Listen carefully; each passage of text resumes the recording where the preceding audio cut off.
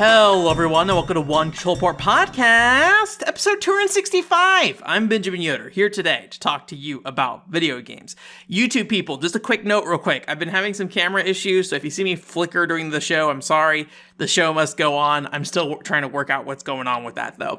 But anyways, that aside, this week's episode is going to be it's going to be pretty similar, but in terms of my prepping, it's a little different. My internet is out right now, so I didn't go and pre-read news. So basically what I did, I could have done it on my phone, but I have a Feedly set up where I go ahead and pull updates from or news stories from that and look through those. But since I can't access it right now, I decided I would just focus on the Nintendo Direct Mini, also my own personal updates, and then there's the Shinchan thing that we'll talk about too briefly. So it will still be a pretty packed show. I got an entire page full of notes here, so I looked at it and was like, that's probably fine. And if we need to revisit any news that got announced this week that, is important, then we'll come back to it next week, right?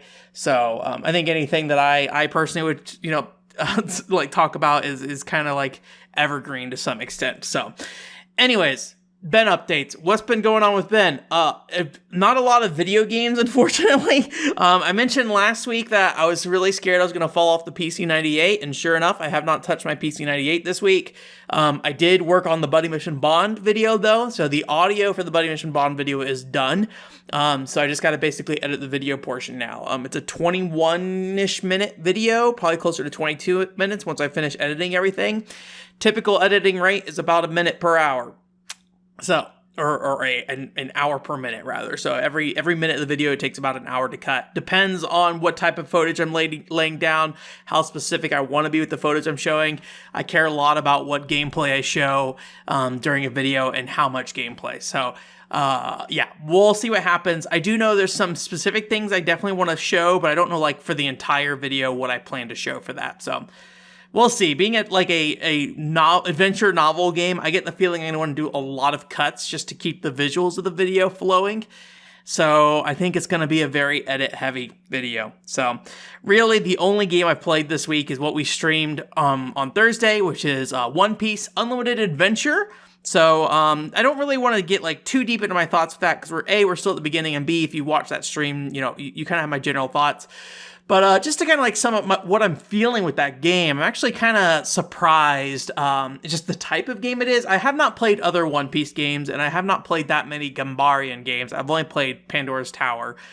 And I wasn't expecting to go in that game and it be very focused on resource farming and crafting. That was not where I thought that game was going to go. When I think back on the trailer and what I saw, I'm actually that makes a lot of sense. I remember seeing Luffy fishing and using a bug net and things like that. So actually this kind of checks out. And it's interesting structurally that you basically are just getting materials and using that to upgrade stuff, which lets you either progress further in the game, or upgrade your characters to some extent. We got a elemental staff for I think her name's Nami. I don't know anything about One Piece. But the orange hair girl lady, I actually don't know how much time passes in One Piece overall. I feel most of the characters generally feel the same, but Nami gets curvier and curvier and then skimpier and skimpier as time goes on. I'm I don't know if she's aging up or if just the design of her is changing. But anyways, that whole thing. So you're gathering these materials and you basically just using materials for all these different checks. That's hey, here's how you can get into this area. Here's how you can upgrade this character. Here's how you can build a bridge. Here's how you can unlock this mechanic, things like that.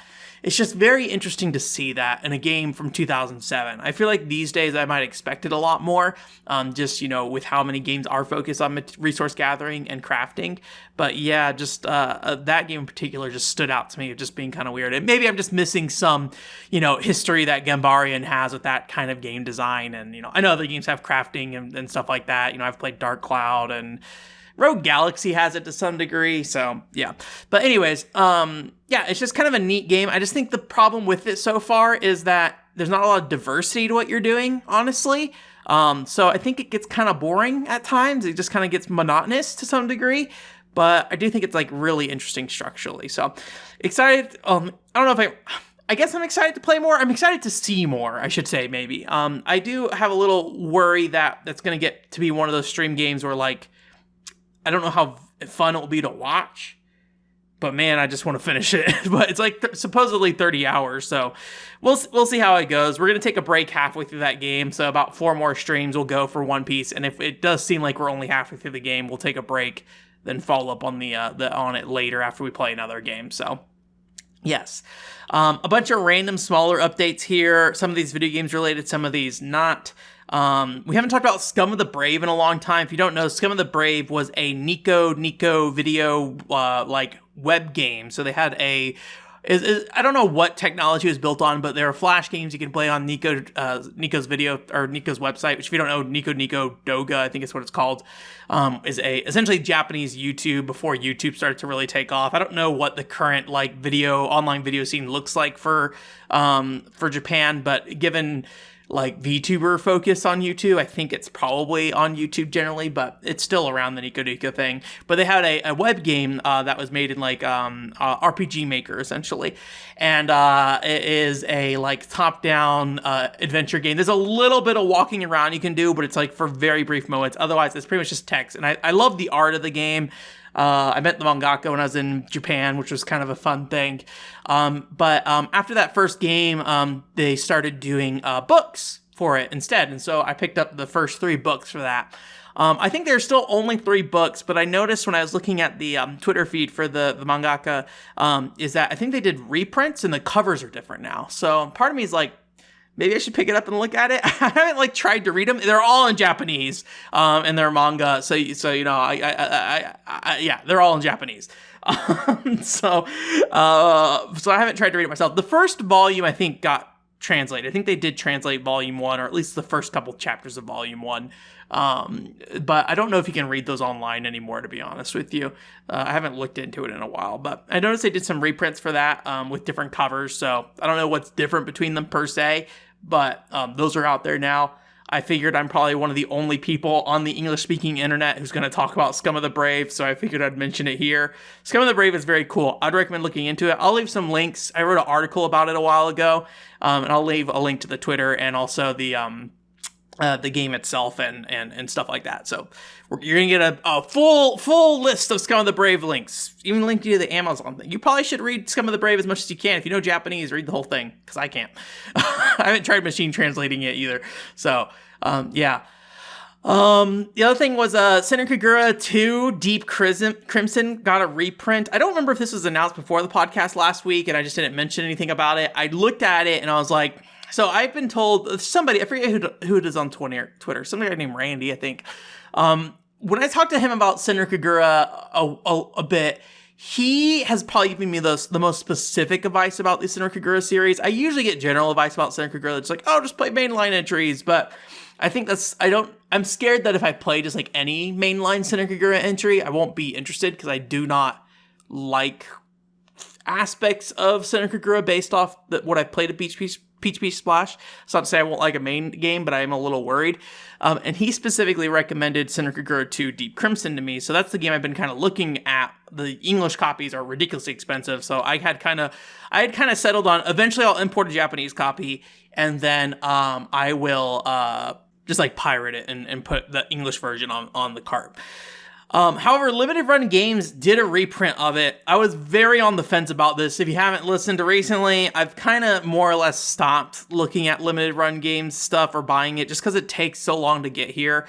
And I kind of find it more trouble to sit there and track it and try to get it rather than even just like, you know, I just don't like waiting the year plus to get a copy from a game from Limited Run. It doesn't always end up that, but like Panzer Dragoon is the big one that I always point out. Like, this game took me like 40 minutes to beat, and then I waited like a year and a half for it, and it also like showed up at Best Buy before I ever got it, like a month before I got it. It was just a lot of weird stuff that I was just like, this is kind of annoying. And so I very much have tried to stop buying from Limited Run games, specifically because it is that kind of like fear of missing out concept, right?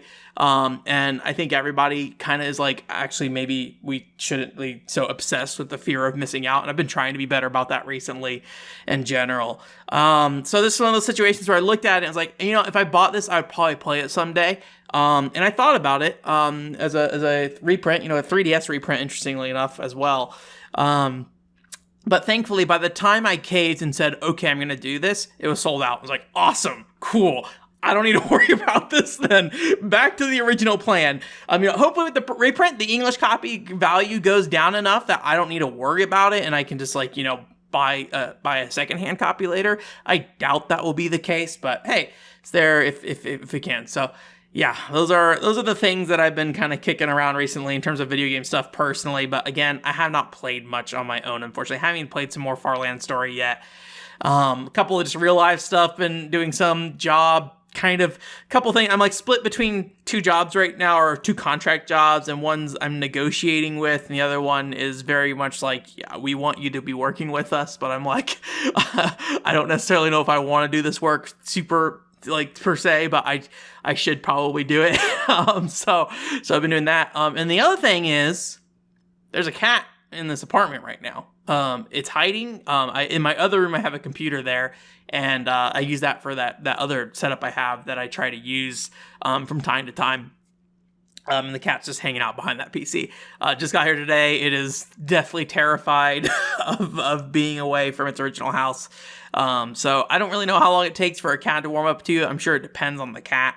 But yeah, he's been hanging out back there. And then briefly, I have this little I guess you could say closed shelf, it's a shelf you can open and close. The reason I had it at the time was I was renting a house, and I had video games in there, and I wanted to lock my video game stuff in there, so I had that. But now I don't need it because I'm in an apartment at this point, so there's not people who are more regularly accessible. Obviously, there's always the potential of crime happening, but I got other bigger things to worry about than that particular cabinet. So, anyways, but I had closed one of the sides just to prevent him from being able to get to some area and getting back there. And later I was looking for him. He was gone. I was like, where did he go? And then I found out he had climbed through one side of the cabinet, ended up in the other. And I opened it up a little bit, and he's just a little ball on the shelf in there. I was like, oh, you poor cat. So I did give him some food and water at that point. I was like, here you go. Put this in front of him. I hope good luck. I didn't want to mess with him too much, right? And then when I went back, he went back behind the PC. So I think I compromised his hiding spot, and he was like, oh, this guy knows where I'm at. I do not feel comfortable here. And it's in a corner, so I can't escape if he comes for me, kind of thing. So back behind the computer where he probably feels like he can escape more, and it's closed off enough. So yeah, I don't know when he'll come out from behind there, but we'll see what happens with that. So I'm sure it'll be a while before he gets comfortable enough with me, and then, potentially we could look at maybe having a cat cam at some point, depending on how things go. But for now, I'd say probably going to be a couple weeks of him not really wanting to do anything with me. So yeah. And I think that's it in terms of general updates from me. Like I said, pretty light, pretty straightforward there. We got a lot of news though, but we'll do the Patreon first. So it's Patreon time. Welcome. It's the Patreon corner. You ready to get beat up from me? Gonna beat you up with all this Patreon stuff. Hey, did you know I have a Patreon at OneControllerPort? Patreon.com. That's not how that works. There are links on my website though. There's links in the descriptions and all that stuff though. And if you go to the Patreon and you give $5, you get bonus content. And what does bonus content include? Bonus videos is mainly what it's including right now. It is not like the standard videos on the YouTube channel, although some of it kind of overlaps with the lower effort content. But I more recently have been doing article readings. So I basically go through old articles and read them aloud. And then just offer some commentary on it. It's kind of interesting to see how my opinion has changed over time, as well as, how how the industry has changed in some ways too.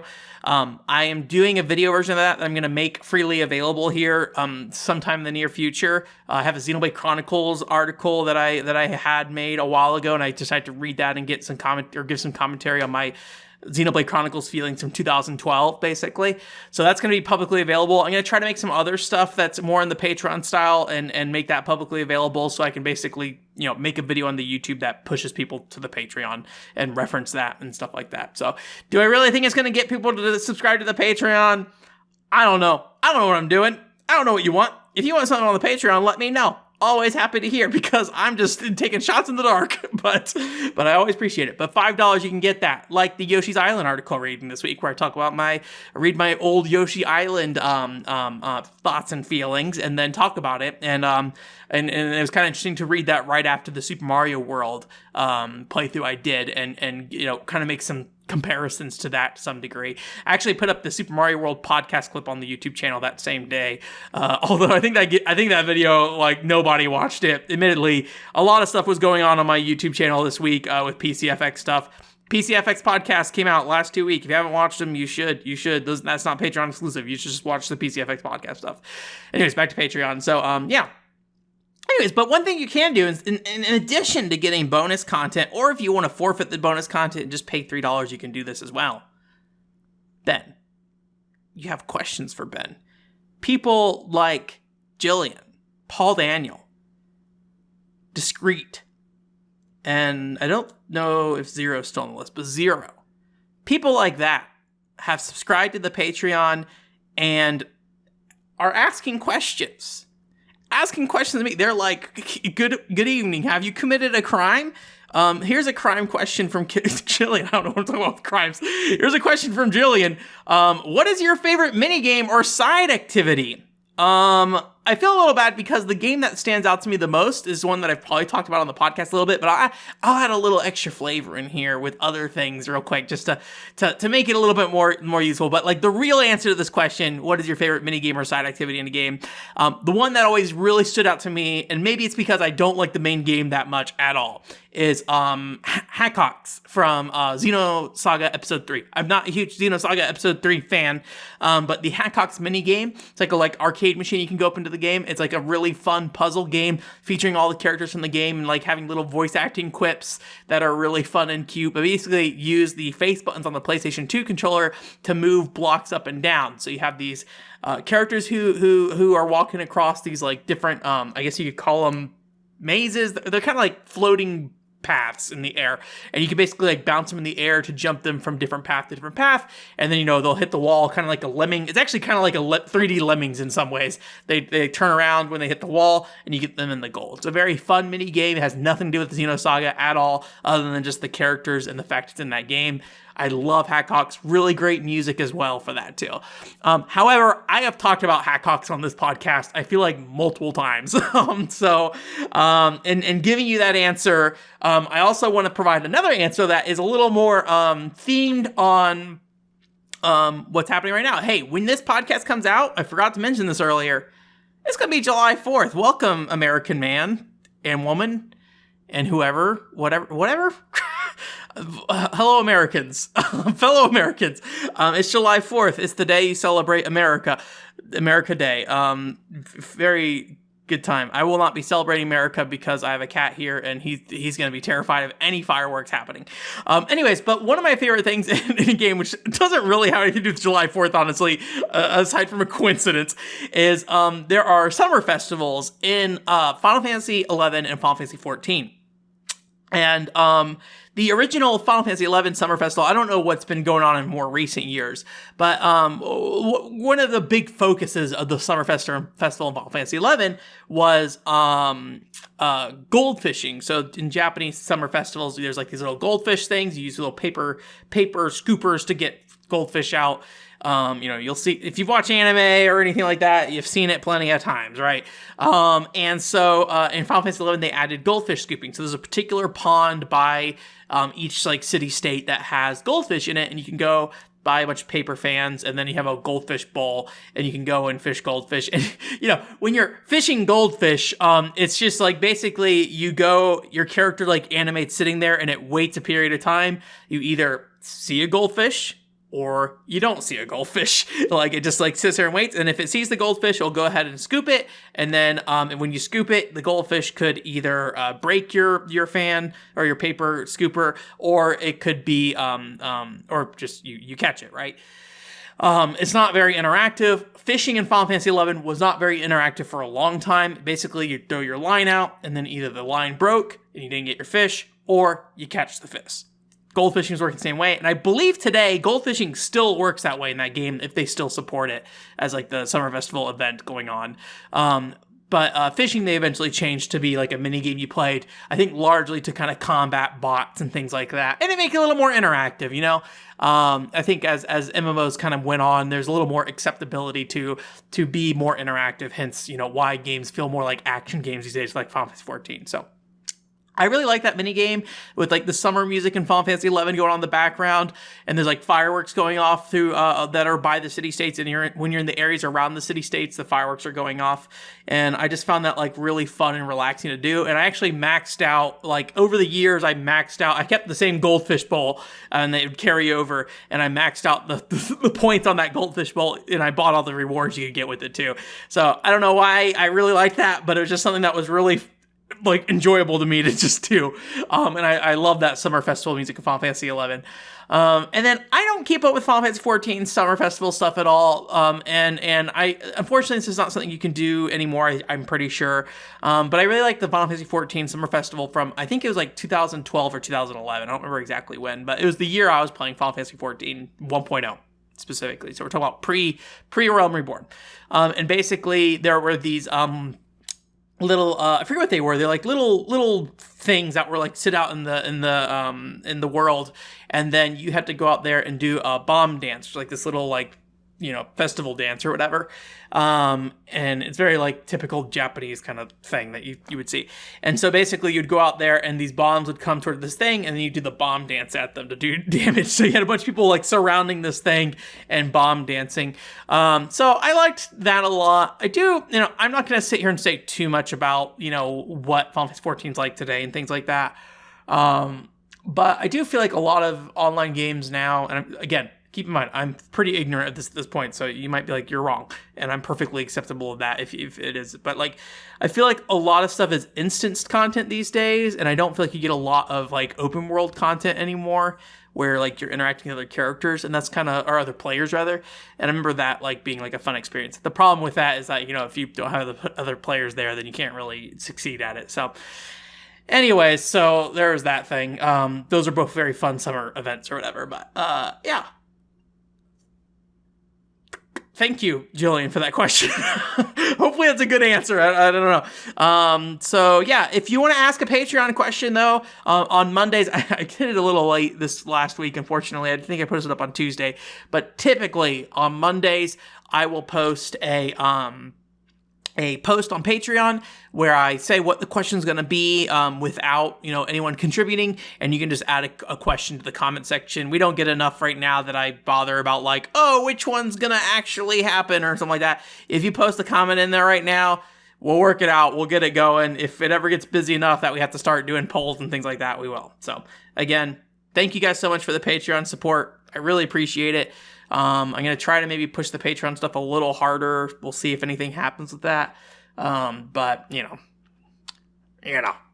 how it is. We a tiny channel. We're not going to get big bucks, boys. News time. Welcome back to news. Welcome back to non-Patreon stuff. Do you guys skip the Patreon? What? How rude of you.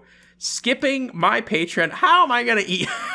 I'm being sassy today. Shinchan and the Professor on the Summer Vacation, the endless 7-day journey. This is not a part of the Nintendo Direct. Actually, I don't know if they announced this for Nintendo Switch at all, but they recently announced a PS4 port of that more recent, I don't know if it's the most recent Shinchan game, but it's a recent one.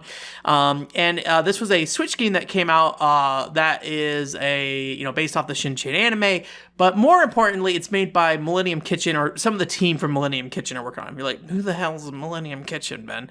Millennium Kitchen worked on the My Summer Vacation series that Sony used to publish. There's 1, 2, 3, and 4. I think 1 and 2. I think 1 is on PS1, 2 is on PS2, 3 is on PS3, and then 4 is on PSP or something like that. And then also Attack of the Friday Monsters, which is the only one of those kind of games that have been localized at this point. I don't think those My Summer Vacation games even have fan translations yet. So, hey, I'm kind of surprised, actually, to be honest, with how many things keep getting fan translations recently. I'm surprised those don't have it. Maybe they do, and I just don't know.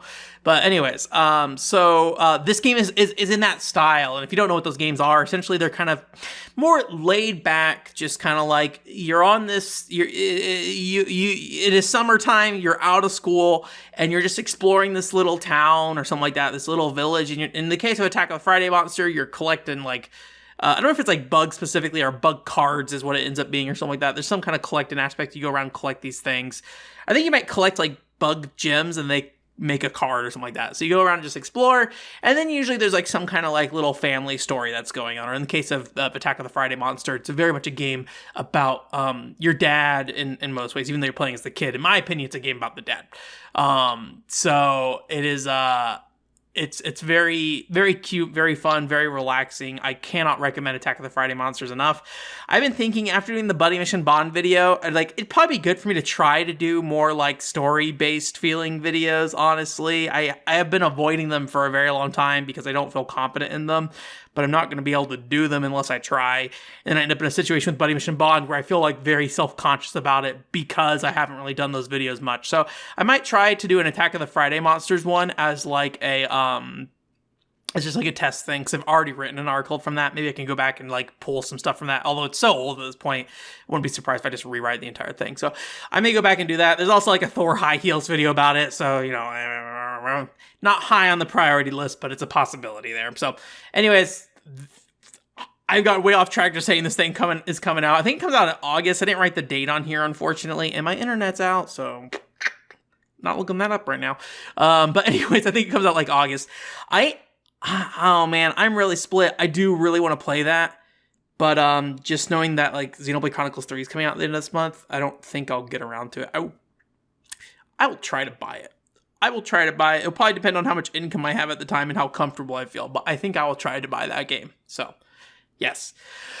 So yeah, that was the one like side news story, and the rest of these things are Nintendo Direct partner menus. It's kind of interesting because people were like, "Oh, this is gonna be a Nintendo Direct on July 29th," and then it turns out to be, oh, it's like a mini Direct, right, with only third-party games, which I will say, the day before when they're like, hey, we're doing our partner mini or whatever, I saw a lot of negative feelings online, but I think ultimately it actually kind of worked out really well. My feelings on this Nintendo Direct is that like it's a really great mix of smaller things that aren't necessarily like, you know, groundbreaking for the system or anything like that, and you wouldn't like want to like hold up as like the best thing ever, but I think it has a broad reach and then scratches a lot of itches that people had, that people wanted. Big things in here, you know, if we want to talk about ports specifically, those Persona ports, those are coming along, so that's great. There are Mega Man Battle Network ports, which I think people have been asking for a while. I was talking to someone about that a little bit, about like Battle Network's popularity, and someone saying like, I didn't think this would happen. And I think sometimes I feel like Battle Network is not as popular, but if I recall correctly, some of those Battle Network games are some of the best selling Mega Man games of all time. You know, Mega Man, like if you haven't been around when I talked about this, Mega Man sales numbers, not particularly amazing. There's a reason why Capcom does not make those video games anymore, unfortunately. Even Mega Man 11 is like, I think like 1.6 million. Like it's a good number. It's not a huge number, especially for the type of game it is. So like Mega Man numbers are just really, really low. Like it feels low in comparison to the iconic nature of that character when we think about retro games and things like that, right? So it's kind of crazy just like how unbalanced it feels. But yeah, Mega Man games sell very low, but Battle Network specifically seem to do very well. So like it actually probably has a lot of appeal. Maybe even more so than the Zero games from like a sales perspective. We talk about the audience that was originally there. I don't know specifically, you know, how quality wise people feel about Zero versus Battle Network. They're very different games. So I imagine, you know, it's not like a great comparison, right? But anyways, I think people are very excited about that. So that's really cool. And then, you know, we all know how I feel about NieR Automata, however you pronounce it. I don't care.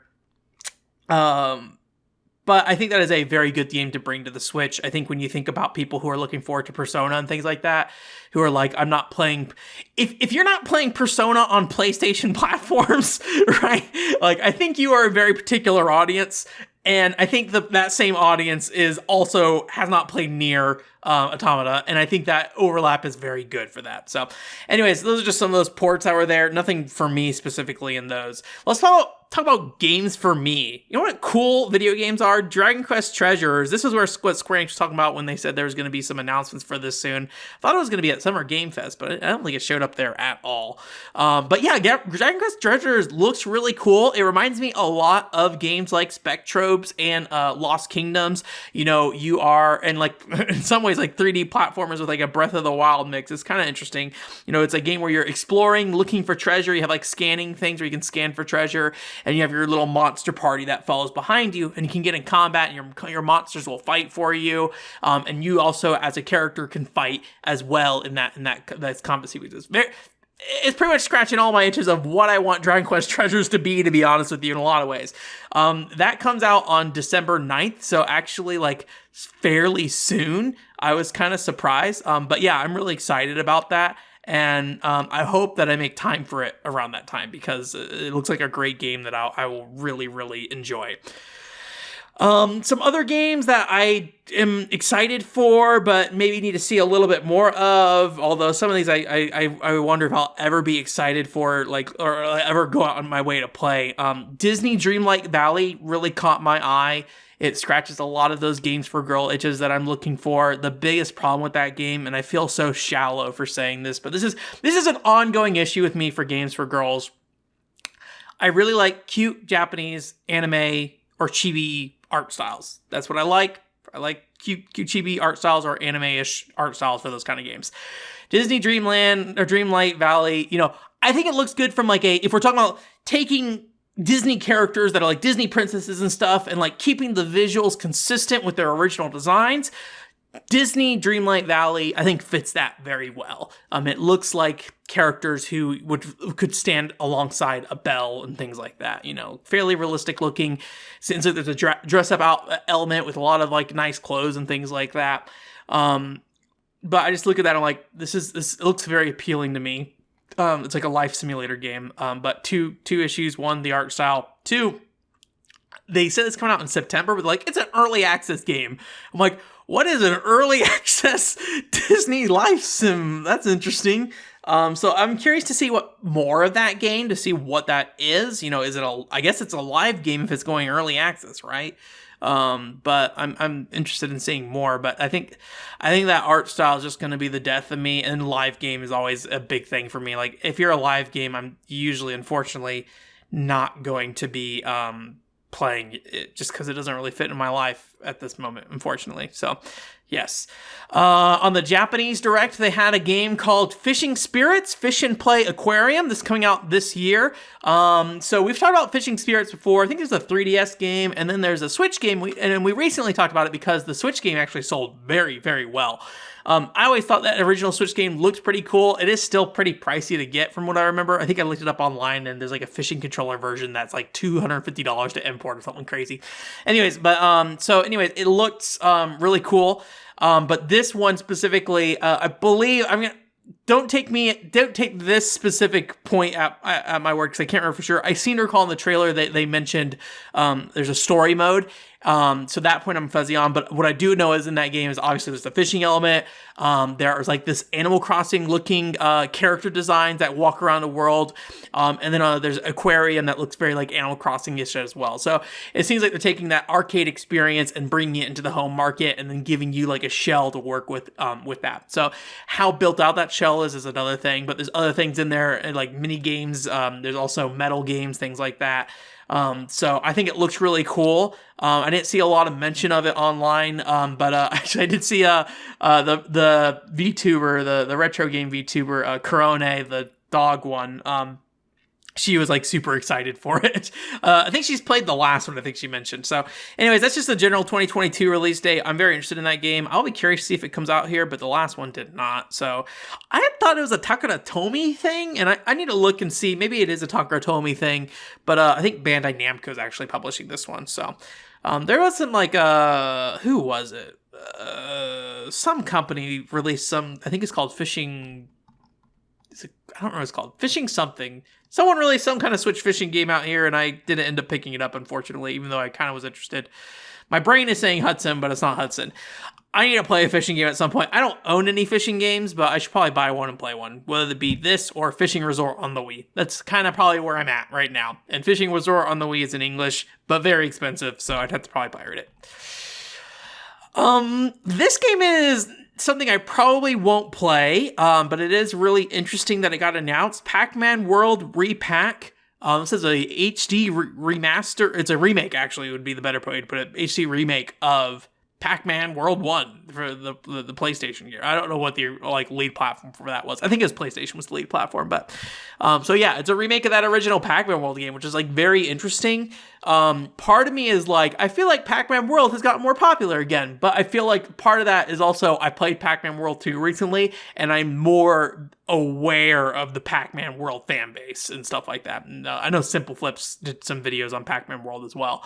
So I think this is probably the time for a game like Pac Man World RePac. But I don't think I'll specifically play it. Probably. I thought Pac Man World 2 was all right. I didn't love it. I thought it was fine. There's some interesting moveset things there with Pac-Man, although I don't necessarily know if he fit the world super well with that. But maybe I'll play some more Pac-Man in the future. Just not at this moment, probably. And then there's also a game called Monster Rancher. I think Cross Ultraman is maybe what it translates to. Or I think it's called I forget the Japanese name. Monster Farmer, maybe. It's the Monster Rancher series. And then they're making Ultraman monsters in there. And I thought that looked really fun and very cute. I've never played a Monster Rancher game, or at least I have not played one recently enough and to any depth enough for me to know what it is like. But this looked kind of fun. It just looks like a bunch of monsters going around and just having a good time, which I thought was kind of fun and cute. The big problem with a game like this is I think Ultraman, I don't know, there's the whole Kaiju thing, right? And I know licensing and stuff for those kind of things is kind of a nightmare here in the US, or at least I believe it's the case. I am not aware of, I'm when it comes to Sentai and Kaiju, I don't know anything. Don't ask me about that. But those are things that exist, and I think, if I recall correctly, there are some licensing issues with some of those. I believe this is specifically all Ultraman thing, so maybe that simplifies it a little bit. I don't really know, but it'd be interesting to see if that came over. I did see a lot of Western outlets kind of being hey, look what was announced at the Japanese Direct. Look at what we're missing out on. I think there is a Southeast Asia version that has English for this too. So if it doesn't get localized, it seems like there will be a way to play it in English. So very cool for that. A couple of what's it called games also got announced. What do you call them? Harvest Moon games. Farming simulators. That's probably the best word for them. So a couple of them. Doraemon Story of Seasons 2. I'm interested in Doraemon games. The Story of Seasons games particularly don't really jump out at me. I unfortunately have kind of more or less given up on me playing through a farming simulator anytime soon. I don't know what it is. I think the problem is not enough games really stand out to me in the farming simulator space. There's not really a I don't know.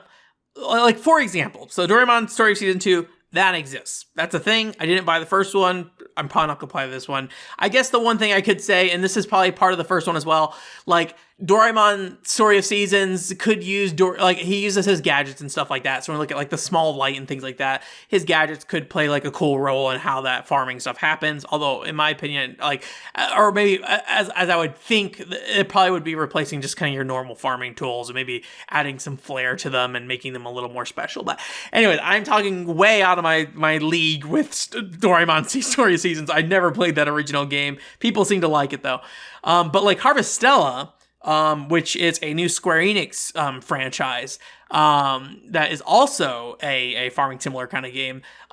It probably is the thing that would be the most likely to sell me on that kind of game.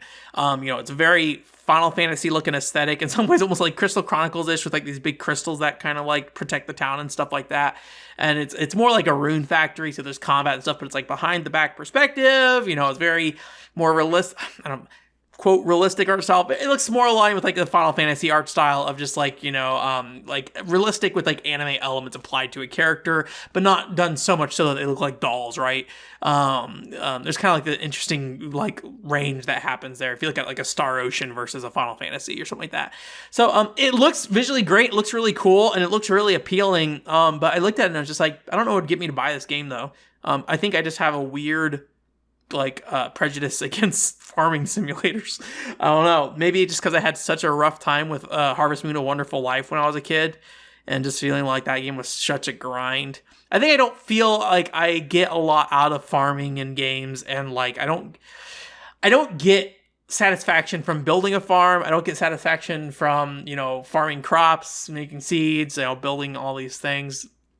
I don't know. I think it's just something broken with my feelings on farming simulators. But I've only ever played Harvest Moon: A Wonderful Life, and I also own, I'm pointing over here because I have like a tiny poster of it, Harvest Moon: A Magical Melody, although I do not particularly care for the art style of Magical Melody very much. Everyone's got like really big beanie bodies in that game in a way I do not like. I don't know. You know, I was just talking about like chibi cute. Like I like if you look at the Magical Melody box art, I like how that looks. That's cute.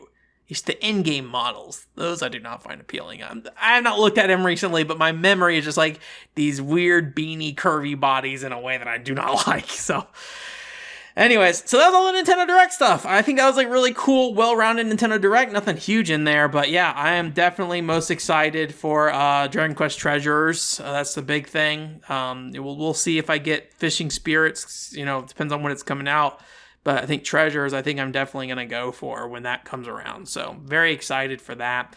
It wasn't part of the Direct. Very excited for Shinchan. I just don't know if it's going to line up with Xenoblade Chronicles. Xenoblade Chronicles is more important to me. So despite as much as I trash talk it, I do care a lot about Xenoblade. Oh, I care a lot about Monolith Soft games more than anything. I don't really specifically want Xenoblade Chronicles games, but I will take what I can get. Monolith Soft games do not come out very often, so yeah. Anyways, that's it for this week. Thanks for coming. OneChillWorld.com is the website. What's coming up, Ben? What kind of content is releasing soon? Well, I know we've had a couple weeks of PCFX podcast. We'll be continuing a little bit on that PCFX train for now. This week, we have a UniFX English guide video coming out, so you can check that one out. It's kind of in a new format where I mix in my thoughts and opinions a bit more into those English guide videos, where before I really wasn't doing that. So hopefully that's going to be a new format going forward. Let me know your thoughts. Let me know if that seems out of place for those videos, but I do think, when I thought of it, I was like, a lot of people have not talked about these games online. UniFX does have like Speedy Noel's video online, but I thought my position, like my point of reference was a bit different than hers, so I thought it would be worth, doing something with that. But then there's other games that, like if I do a Megami Paradise 2 video or something like that, then I think there's a lot of value in me giving opinions and thoughts on that game. So I think just going forward, I'm going to make them like reviews plus English guides. And hey, the Buddy Mission Bond video, honestly, it's kind of like a review and English guide because, hey, Buddy Mission Bond did not get announced at the Nintendo Partner Direct. Surprise, surprise. So, it's, So that kind of stuff's coming up here. And then, like I said, last week had the Yoshi's Island thing, so that happened. So we'll focus on this week, though. But yeah, we're going to have One Piece that's coming up on a stream again on Thursday at 7 p.m. So I hope you join us for that. And we'll see where we go from there. I'm pushing really hard. I'm trying to get that Buddy Mission. Well, pushing really hard. I'm trying to be conservative, actually. But I am moving forward on the Buddy Mission Bond video. I want to get that done as soon as possible. But I'm trying not to sacrifice other parts of my life, like making sure this cat doesn't commit a crime in my house, I guess. So I can go look at that cat real quick. He's still going to be in the same corner, I'm sure. I'm going to guess he's going to be in the same corner this whole weekend. Hopefully he doesn't like poop or pee back there, but that's how life goes. Poop and pee. That's how life goes. Anyways, I appreciate you guys coming. If you can, I would really appreciate if you share those PCFX podcasts. If you know anyone or any group that would be interested in those, I think those podcasts turned out really good. I am interested in doing more PCFX podcasts, so if you have any topic you'd like to be touched on, let me know. I am looking for topics for that. For now, I need to do some, thoughts about what that will be. So I, come up with my own things. But I think we will regularly have PCFX podcasts in the future. Quote regularly. You know me with regularly, that means like, maybe a couple a year or something like that. We're not gonna go crazy on them, but we'll keep trying. Also, by the way, you can listen to this podcast on Anchor FM. I keep forgetting to mention that. If you go to anchorfm.com/onecontrollerport, I hope that's the right URL. You can listen to the audio version of this podcast if you don't want to sit here and listen to me on YouTube every week. So anyways, that's it for this week. Thank you guys for coming. OneControllerPort.com's website. I hope you have a great week.